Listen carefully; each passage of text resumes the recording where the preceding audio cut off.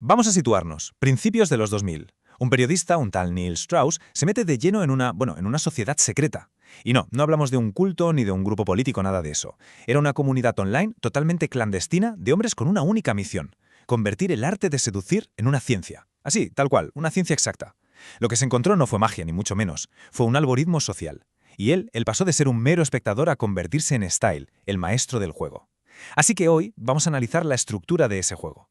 Y todo empieza aquí, con esta confesión tan cruda. Este es Neil Strauss antes de El Método. Un escritor con una inseguridad tremenda. Vamos, convencido de que él pertenecía a ese grupo de hombres que simplemente, pues, no ligaban. Esta duda, esta sensación, fue la gasolina de uno de los experimentos sociales más raros de nuestro tiempo. Y así es como se produce la transformación, de Neil Strauss, el periodista, a Style, su alter ego. Todo este análisis se centra justo en eso, en cómo un hombre reinventa su identidad por completo, cómo adopta un avatar para poder moverse por un mundo que siempre le había dado pánico. La pregunta es, ¿cómo se construye una identidad así desde cero? Venga, vamos a meternos en el lío. Todo empezó por un encargo de trabajo. A Strauss le piden que investigue un documento que rulaba por internet que se llamaba La Guía del Ligue. Pero lo que encontró fue mucho más que una simple guía. Era la puerta de entrada a una comunidad global, secreta, de los llamados artistas de la seducción que compartían sus trucos en foros online. Claro, dentro de esta comunidad tenían su propia jerga, su vocabulario, y había un término que era la clave de todo: TTF. Strauss lo leyó y se sintió totalmente identificado. Un típico tipo frustrado. Eso era él. Pero ojo, que reconocerse ahí no fue para él una derrota, ¿eh? Fue todo lo contrario. Fue la chispa, el catalizador que le hizo decir: vale, no voy a escribir sobre esto desde fuera, voy a meterme hasta el fondo. Al entrar en esa comunidad, enseguida se dio cuenta de que había una figura que destacaba por encima de todas las demás, un mentor al que solo conocían por su apodo, Mystery. Él era el arquitecto, la mente pensante detrás del sistema que todos querían dominar.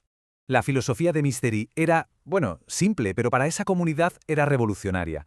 Él veía la interacción humana no como algo impredecible, como un arte, sino más bien como un puzzle que tenía solución. Estaba convencido de que si tenías el método correcto, cualquier hombre podía descifrar el código de la atracción. Y este era su sistema, el famoso modelo EEAC. Un proceso lineal que parece muy sencillo y que prometía resultados si lo seguías al pie de la letra. Cada paso estaba pensado para guiar al artista desde el primer contacto visual hasta el cierre, que era el objetivo final. Era básicamente la seducción convertida en un manual de instrucciones.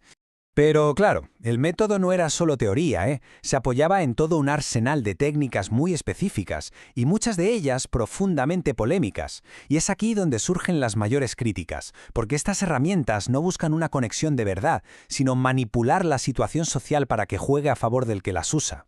La primera herramienta era puramente visual. El pavoneo, o peacocking. La idea era bastante simple. Si quieres que se fijen en ti en un sitio con mucha gente, como un bar, tienes que destacar. Ropa rarísima, sombreros ridículos, lo que fuera para llamar la atención y provocar una primera reacción. Y luego venía la nega. Esta es quizá una de las tácticas más controvertidas.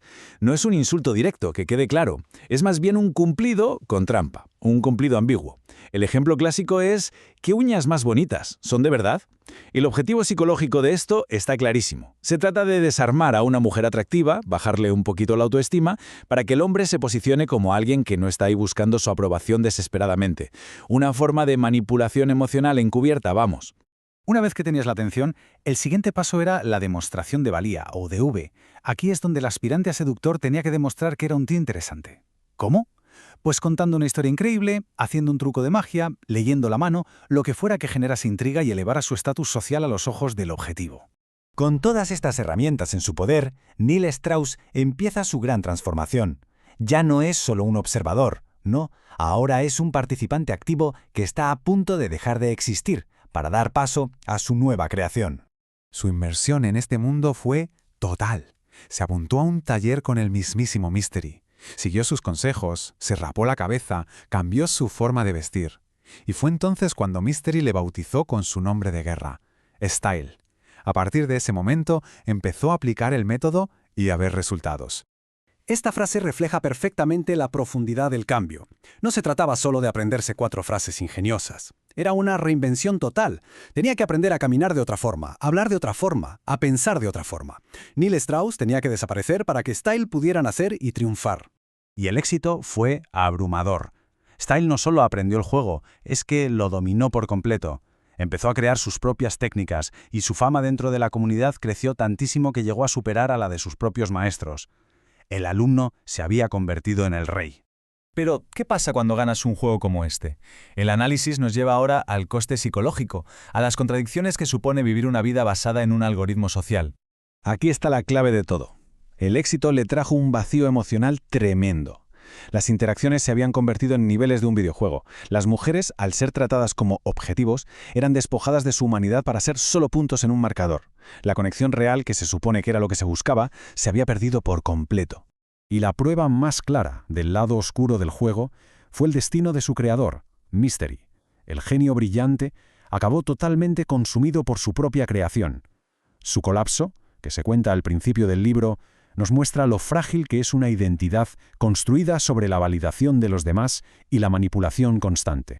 Y esto nos lleva a la pregunta fundamental que plantea toda esta historia. A ver, si dominar el sistema te vacía por dentro y destroza a sus creadores, ¿significa que la única forma de ganar es abandonándolo? ¿Es posible volver a ser Neil Strauss después de haber sido Style? El libro nos deja con esta reflexión final, a través de una vieja fábula que Mystery le cuenta a Style, la del escorpión que pica a la rana que le ayuda a cruzar el río, condenándose los dos. ¿Por qué lo hace? Porque no puede evitarlo, es su naturaleza. La pregunta que queda en el aire es, después de una transformación tan radical, ¿cuál es la verdadera naturaleza de una persona? ¿Se puede cambiar de verdad? ¿O el juego solo saca a la luz lo que siempre ha estado ahí?